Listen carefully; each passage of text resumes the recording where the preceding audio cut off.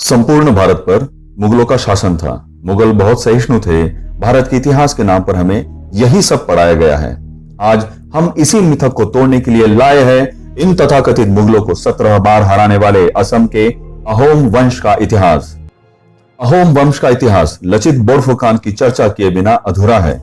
मुगलों को लचित के हाथों शर्मनाक हार का सामना करना पड़ा था। लचित जैसे वीर की कहानी तो भारत के बच्चे बच्चे के जबान पर होनी चाहिए, लेकिन अफसोस कि हमारे टेक्स्ट बुक्स में लचित को पूरी तरह से इग्नोर किया गया है। तो चलिए शुरू करते हैं। लचित बोरफुकान।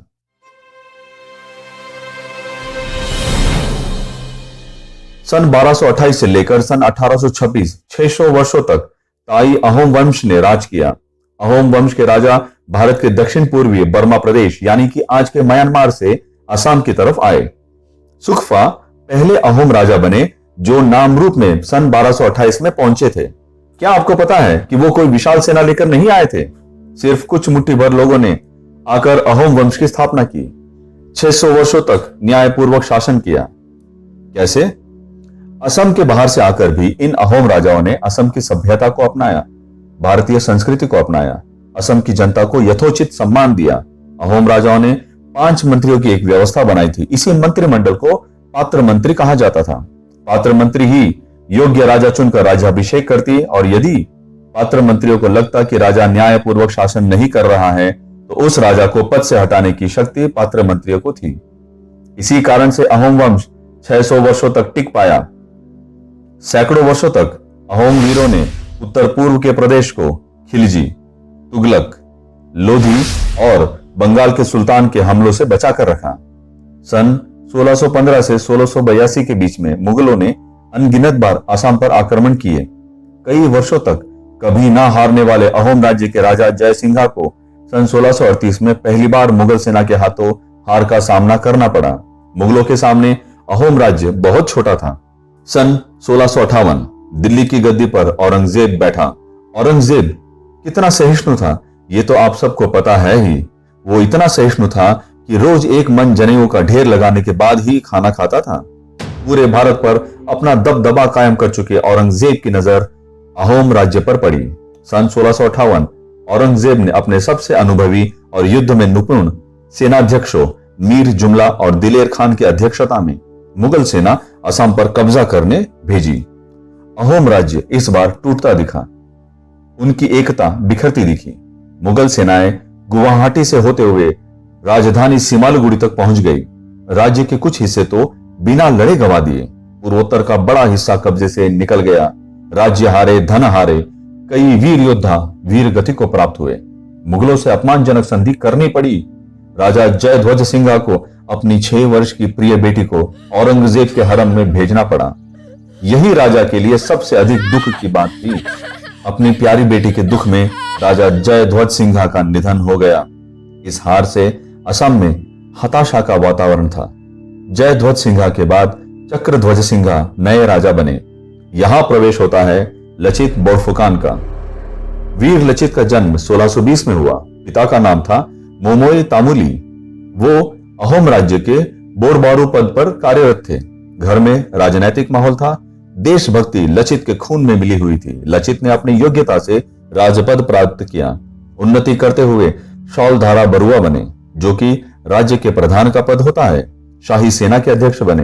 राजा की सुरक्षा व्यवस्था के अध्यक्ष बने और आखिर वो बोरफुकान भी बने। क्या आपको भी लगता था कि बोरफुकान शायद कोई नाम होगा? लेकिन बोरफुकान असल में एक पदवी है। इसे समझने के लिए हमें अहोम सेना के संगठन को समझना होगा। अहोम सेना कुछ इस तरह से संगठित थी। 10 सिपाहियों के नायक को डेका, 20 सिपाहियों के नायक को बोरा, 100 सिपाहियों के नायक को सैकिया, 1000 सिपाहियों के नायक को हजारिका, 3000 सिपाहियों के नायक को राजकोवा, 6000 सिपाहियों के नायक को फुकान कहा जाता था और इन सभी दलों के अध्यक्ष को कहा जाता था बोरफुकान। सन 1665 बोरफुकान बनते ही लचित के सामने अनेक चुनौतियां थी। अहोम राज्य को मुगलों से बचाना था। लचित ने अगले 4 वर्ष अहोम राज्य की कमियों और शक्तियों का आकलन करने में बिताया। बिखरी हुई हताश सेना को संगठित किया, नए सैनिकों को भर्ती किया, नए किले बनवाए, पुराने किले मजबूत किए, जल सेना को सशक्त किया, सेना का मनोबल बढ़ाया, उत्साहवर्धन किया, देश के लिए मर मिटने का जज्बा भर दिया। लचित अपने कर्तव्य निर्वहन में निष्ठावान थे। किसी के द्वारा की गई कार्य में कोताही उनके लिए अक्षम्य थी। एक बार लचित ने अपने ही मामा को दिए गए कार्य में ढिलाई करते देखा। इससे किसी भी सैनिक की जान खतरे में पड़ सकती थी। बिना दोबारा विचार किए लचित ने अपने मामा की गर्दन धड़ से अलग कर दी। चाचा हो या मामा हो, देश से बड़ा कोई नहीं। इस घटना के बाद लचित का अपने सैनिकों में सम्मान और बढ़ गया। लचित ने अपने गुप्तचर तंत्र को और मजबूत किया। इतनी तैयारियां चलती रही, लेकिन मुगलों को कानो कान खबर नहीं हुई। उनके साथ मधुर संबंध बनाए रखे, मुगलों को भ्रमित रखा। यही दिखाता है कि लचित कूटनीति में भी निपुण था। मुगल अपनी अय्याशियों में व्यस्त थे। सन 1667 में राशिद खान की जगह पर फिरोज खान को गुवाहाटी का फौजदार नियुक्त किया गया। फिरोज खान बहुत अय्याश था। अपने हरम में असमिया लड़कियां पहुंचाने के लिए उसने राजा चक्रध्वज को सीधे सीधे आदेश दे दिया। इस हरकत ने जलती आग में घी का काम किया। लचित बोड़फुकान ने इसी माहौल का फायदा उठाने का प्रयास किया। सबसे पहले गुवाहाटी नगर की रक्षा करने वाले ईटाकुली किले को घेर लिया। महीनों तक घेराबंदी हुई, लेकिन कुछ नहीं कर पाए। अहोम सेना में अश्वारोही दल मजबूत नहीं था। ईटाकुली दुर्ग जीतने के लिए अश्वारोही दल की आवश्यकता थी। लचित के साथी बाघ हजारिका ने एक नया प्लान सुझाया। ईटाकुली दुर्ग में रात के अंधेरे का फायदा उठाकर 10-12 अहोम सैनिक पहुंचा दिए गए। इन सैनिकों ने दुर्ग की हर एक तोप में पानी भरकर उन तोपों को खराब कर दिया। अगले ही दिन लचित ने हमला बोला और इस तरह से ईटाकुली के दुर्ग को जीतकर गुवाहाटी को वापस अहोम राज्य में मिला लिया। ये खबर औरंगजेब तक पहुंची। वो आग बबूला हो गया। राजा जयसिंह के पुत्र राम सिंह को 70,000 की सेना के साथ अहोम राज्य पर दोबारा हमला करने के लिए भेज दिया। अपनी सेना की शक्तियां और कमियां लचित को पता थी। मुगल सेना से सीधे युद्ध करना आत्महत्या करने के समान था। ब्रह्मपुत्र जैसी विशाल नदी, ऊंचे ऊंचे पहाड़, संकड़े रास्ते। लचित ने आसाम की ऐसी भौगोलिक स्थिति को राज्य के पक्ष में इस्तेमाल किया। लचित लगातार गोरिल्ला युद्ध करता रहा और मुगल सेना को भारी नुकसान पहुंचाता रहा। राजा राम सिंह ने कपट का सहारा लिया। लचित से चिढ़ने वाले अधिकारियों को लालच देकर अपने पाले में मिला लिया। राम सिंह ने अहोम सेना को कायर बताकर सीधे सीधे लड़ने के लिए उकसाया और राजा चक्रध्वज ने गोरिल्ला युद्ध करने की जगह पर मुगल सेना से सीधे सीधे युद्ध करने का आदेश दे दिया। ऐसा आत्मघाती फैसला राजा चक्रध्वज ने क्यों लिया? लगता है कि मुगलों के हाथों बिके हुए सेना नायकों ने ही राजा चक्रध्वज को गलत सलाह दी होगी। अलाबोई में अहोम सेना और मुगल सेना सीधे सीधे लड़ने लगी। अहोम सेना बुरी तरह हार गई। इस अनवांटेड एडवेंचर में बहुत नुकसान हुआ। अहोम सेना के 10,000 से ज्यादा सैनिक मारे गए। लचित घायल हुए लेकिन बच गए। सन 1670 चक्रध्वज सिंघा का देहांत हो गया। उदय आदित्य सिंघा नया राजा बना। लचित असम की सुरक्षा के अपने कार्य में लगे रहे। लचित जानते थे कि मुगलों की जल सेना अत्यधिक कमजोर है, जबकि अहोम राज्य की स्थिति इससे ठीक उलट थी। अहोम राज्य के पास मजबूत जल सेना थी। लचित ने जगह जगह पर मिट्टी की दीवारें बनाकर मुगल सेना के रास्ते रोके। मुगल सेना को जलमार्ग अपनाने को विवश किया। जानबूझकर अंदुराबली के पास सुरक्षा कमजोर रखी गई और गुप्तचरों की सूचना पर राजा राम सिंह ने जल सेना उतार दी। उत्कृष्ट हथियारों से सुसज्जित 40 विशालकाय नौकाओं को उतार दिया गया। बंगाल से शाइस्ता खान भी अपनी सेना लेकर पहुंच गया। जगह थी सरायघाट। इस जगह पर ब्रह्मपुत्र नदी बहुत संकरी होती है। सरायघाट के एक तरफ ईटाकुली दुर्ग है, दूसरी तरफ मां कामाख्या का मंदिर और तीसरी तरफ अश्वक्लांता विष्णुदेव का मंदिर है। सन 1671 मार्च का महीना, सरायघाट का निर्णायक युद्ध शुरू हुआ। लेकिन कालवश लचित की तबीयत इतनी खराब थी कि वो बिस्तर से उठ भी नहीं सकते थे। भारतीय इतिहास में 2 सेनाएं पहली बार पानी पर लड़ रही थी। तोपों की, तलवारों की आवाज गूंजने लगी। अहोम सेनाएं हारने लगी, पीठ दिखाकर लौटने लगी। ये देखकर लचित से रहा नहीं गया। लचित ने अपने ज्योतिषी और वैद्यों की बात भी टाल दी। बीमारी की चिंता किए बिना युद्ध भूमि की तरफ चल पड़े। भागते हुए सैनिकों को वापस युद्ध भूमि की तरफ ले गए।